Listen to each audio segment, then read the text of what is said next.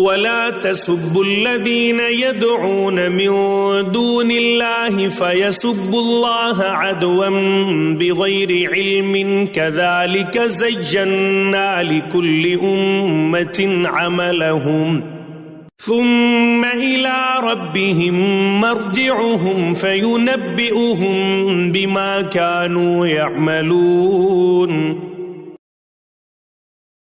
वला तसुब्बुल्लज़ीना यदऊन मिन दूनिल्लाहि फयसुब्बुल्लाह अदवन बिगैर इल्म। अब यहाँ मुसलमानों से खिताब है, लेकिन देखिए या अय्युहल्लज़ीना आमनू नहीं है, ये खास है कुरान के उसलूब को समझने के लिए। और मत गालियां दो उनको, बुरा भला कहो उनको जिनको ये पुकारते हैं अल्लाह के सिवा। यानी कोई जोशीला नौजवान मुसलमानों में से और वो गालियां देनी शुरू कर दे लात और उज़्ज़ा और मनात को, क्या है ये, कुछ नहीं है, इनकी कोई हैसियत नहीं है, तो ये सारी चीजें ठीक नहीं है। उनके वो मोहतरम उन्होंने जो भी घड़े हुए हैं उनके ज़हनों में उनकी अजमत है, उनकी अकीदत है, खामखा वो जोश में आके गुस्से में आके अब अल्लाह को गालियां देने लगेंगे। तो इससे ये कि खामखा इस तरह का इश्तिआल आमेज़ अंदाज इख्तियार न करो। वला तसुब्बुल्लज़ीना यदऊन मिन दूनिल्लाह, मत गालियां दो या बुरा भला कहो उन्हें जिन्हें ये पुकारते हैं अल्लाह के सिवा। फयसुब्बुल्लाह अदवन बिगैर इल्म, तो अल्लाह को गालियां देने लग जाएंगे ज्यादती के अंदर आकर, जिद्दम जिद्दा में आकर, बगैर इल्म के। कज़ालिका ज़य्यना लिकुल्लि उम्मतिन अमलहुम, इसी तरह हमने हर कौम के लिए उसके अमल को मुज़य्यन कर दिया है, वो इसी में खुश है, मगन है। हमारे आबा अजदाद की मूर्तियां हैं, ये देवियां हैं, देवता हैं, उसमें मगन है, उनके एहसासात हैं, उनके जज्बात हैं। समझाओ जरूर, इंजार करो, तबशीर करो, तज़कीर करो, तबलीग करो, नसीहत करो, सब कुछ करो, लेकिन यह है कि उनके साथ गालम गलोच नहीं और उनके माबूदों को बुरा भला कहना नहीं। सुम्मा इला रब्बिहिम मरजिउहुम, फिर उनके रब ही की तरफ उन सबको लौटना है। फयुनब्बिउहुम बिमा कानू यामलून, वो उनको जितला देगा जो कुछ के वो करते रहे थे। वला तसुब्बुल्लज़ीना यदऊन मिन दूनिल्लाह, now he turns to the Muslims. The Muslims at the same time as the Prophet ﷺ is the Quraysh, and he wants them to come to Islam by any means possible. At the same time, Allah contrasts this with the sentiments of the Muslims that have accepted Islam and are also doing the work of da'wah, and there's a difference between the Prophet doing da'wah and the companions doing da'wah. It's really interesting. The Prophet ﷺ, as people become more and more bent upon disbelieving, he's more and more concerned, maybe I'm not doing my job, maybe something else can be shown to them, maybe Allah can show them a miracle. He's trying to find some way of saving these people. On the other hand, on the contrast, the believers are getting frustrated. Like, these guys are just playing games. The Messenger ﷺ has done way more than, he's gone way beyond the call of duty to do what he can for them, and they still play games, and they fi khawdihim yal'abun.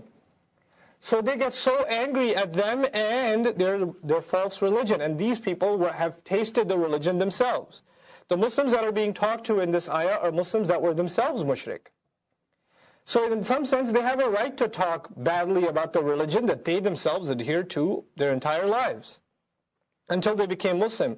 But even they are told, وَلَا تَسُبُّوا الَّذِينَ يَدْعُونَ مِن دُونِ اللَّهِ, don't curse out those who they call other than Allah. Now this means two things. The alladhina could go to the false gods, or it could be the ones who call them. In other words, alladhina yad'una could be, don't curse those who call other than Allah. Meaning those who, the mushrikun, don't curse them out. Also, don't curse those out that they call other than Allah. Don't curse their false gods out.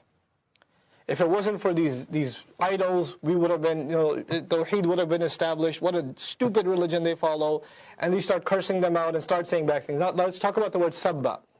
By the way, sabba sin ba ba. What's another word you know from that root? Sabab. Sabab is cause.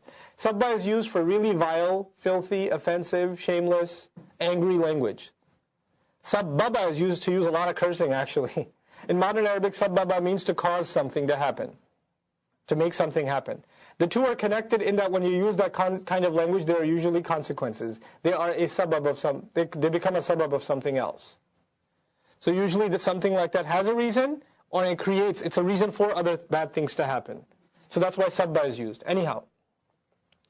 لا تسبوا الذين يدعون من دون الله. Don't curse out those who call other than Allah. Also, don't use bad language against their false gods. As offensive as that is. As offended as Allah is by that, you can't curse them out. This is being told to people, like I told you, that were in that religion, that might even feel like they have a right to say that stuff. What about us? We're not even in another religion.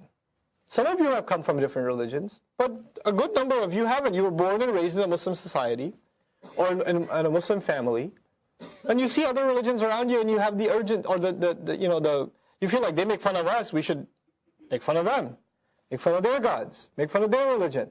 Allah just stops that in its tracks. There's another reason to stop that in its tracks. You see, there's the war between truth and falsehood. Right? That's what the actual war is between, truth and falsehood. And truth has its weapons and falsehood has its weapons.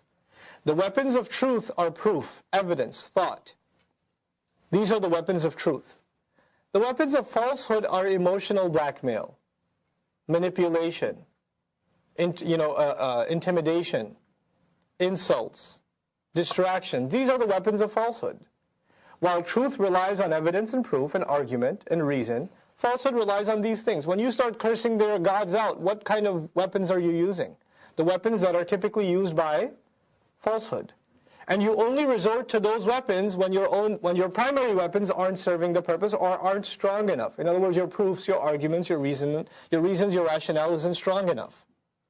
This is, to show you this case, inshallah, when we get to Surah Al-Shu'ara, when we get to the dialogue of Musa alayhi salam and Fir'aun, la'anahullah, you'll see that. Musa alayhi salam sticks to reason, proof.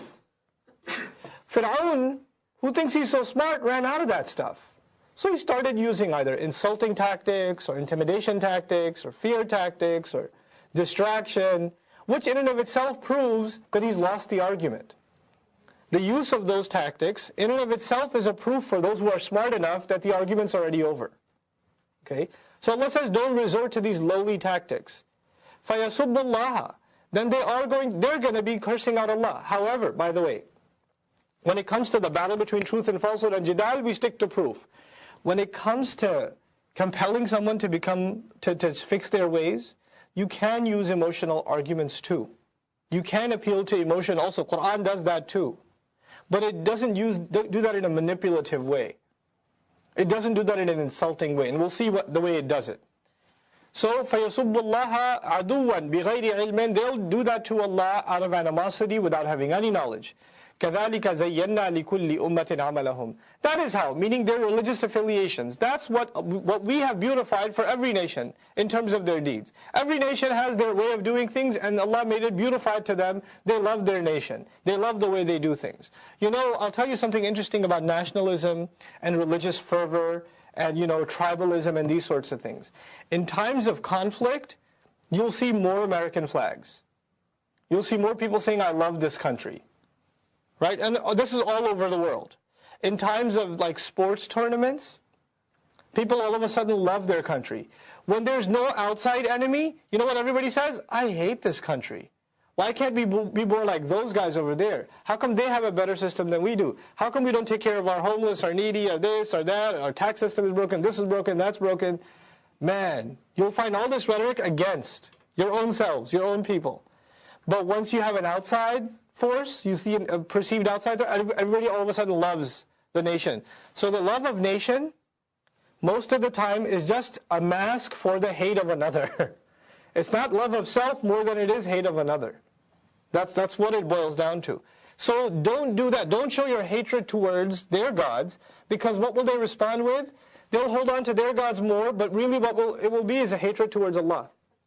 Without even any knowledge why they should be hating Him, just a reflex action. وَكَذَلِكَ زَيَّنَا لِكُلِّ أُمَّةٍ عَمَلَهُمْ ثُمَّ إِلَىٰ رَبِّهِمْ مَرْجِعُهُمْ. Then to their master alone is their place of return. فَيُنَبِّئُهُمْ بِمَا كَانُوا يَعْمَلُونَ. Then He will thoroughly inform them of the things they used to be up to.